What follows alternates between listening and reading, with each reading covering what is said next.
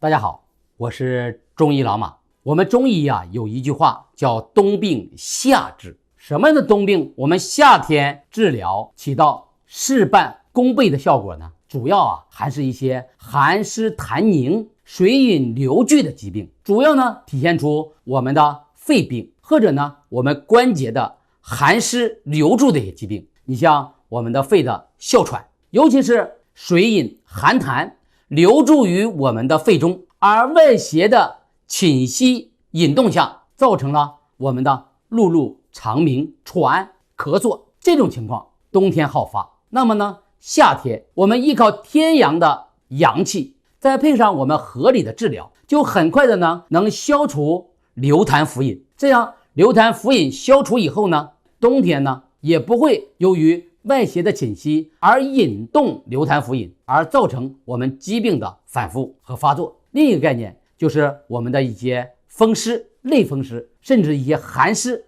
造成的我们的关节的疼痛。这时候呢，贼寒邪风流注于我们经络，夏天我们也是靠天阳之气打开我们的汗毛孔，利用一些收风剔落的药物，使一些邪风贼寒能够快速的排出体外。所以说这也是我们冬病夏治的一个主要的一个方面。今天呢就给大家讲一讲我们的哮喘冬病夏治我们的一些方案。现在呢都很讲究一个贴服，叫39贴服。我们采用我们的天突穴、肺腧穴，还有一些其他的穴位，采用我们的贴服。它的外用治法起到药灸的作用，药灸来提高我们免疫力，同时它药物的作用呢也是温化寒痰的。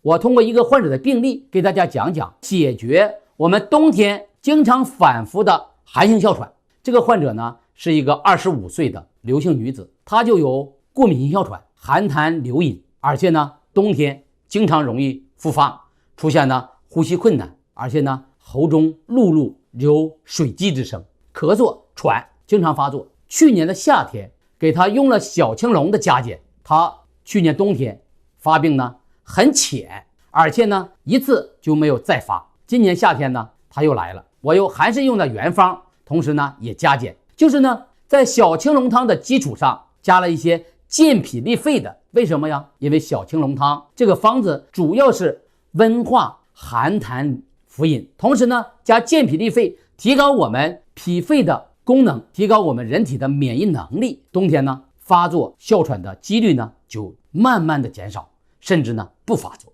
关于这个冬病夏治的这个视频呢就给大家分享到这。如果大家还有其他的问题，请在评论区留言，我在有时间的情况下会给大家一一回复。关注我会让您的身心更健康。